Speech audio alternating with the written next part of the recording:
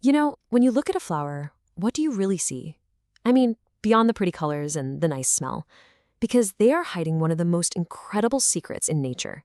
And today, we are going to pull back the curtain on that secret. Yeah, for most of us, flowers are, beautiful decorations.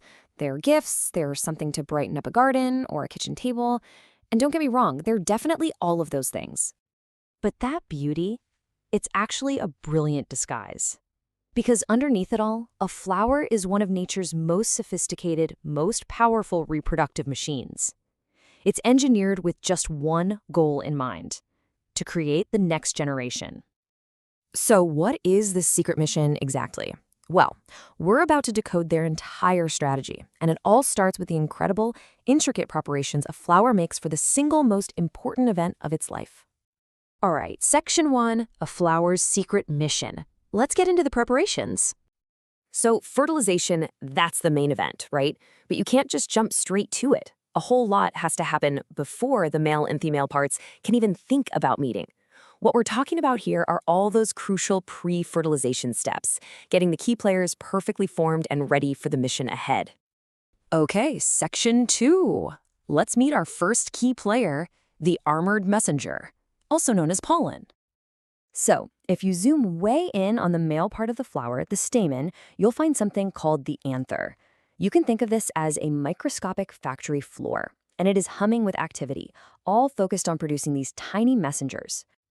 And the manufacturing process is incredibly efficient. It all starts with one special cell, a mother cell. Through a process of division, this one cell splits into a little cluster of 4 things called microspores. Then each of those 4 grows up, matures, and becomes a fully fledged pollen grain. And this doesn't just happen once. This factory is running 24/7. It's not making a handful of these messengers, it is churning out millions upon millions of them. Each one is basically a microscopic time capsule, packed with the all-important male genetic code, ready to be shipped out.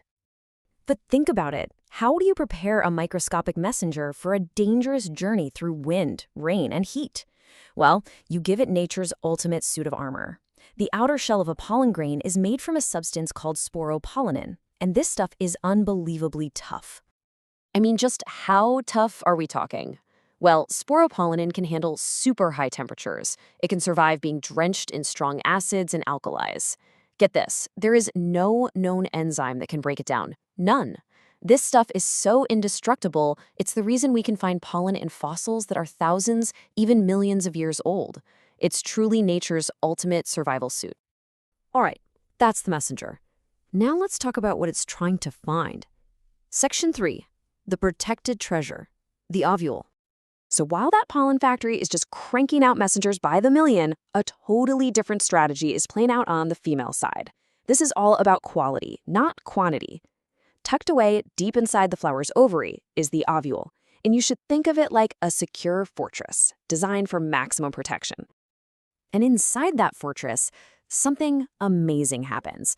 Instead of mass production, one single cell is carefully chosen, it's nurtured, and developed into what we call the embryo sac.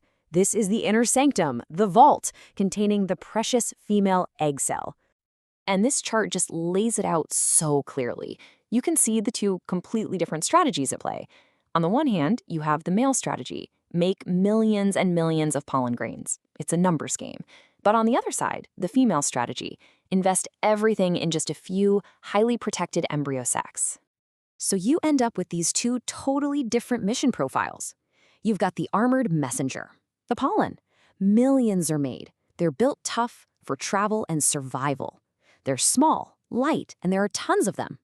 Then you have the protected treasure, the embryo sac. Only a few are made. It's built for protection and nurturing. It's large, stationary, and locked down tight. 2 paths to the exact same goal. Which brings us to our final section for today, Section 4. A journey begins. So, all the prep work is done. The male messengers have been manufactured and armored up. The female treasure is safe and secure in its fortress. Every single microscopic detail has led to this moment. The stage is absolutely set. And then, it happens. The anther, that pollen factory, dries out and splits open, and millions of these tiny, armored messengers are released into the world.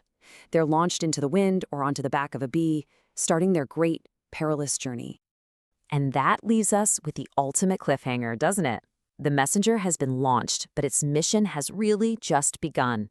How in the world is this one microscopic grain, against all the odds, going to navigate this huge, dangerous world to find that one tiny, hidden fortress it's been searching for?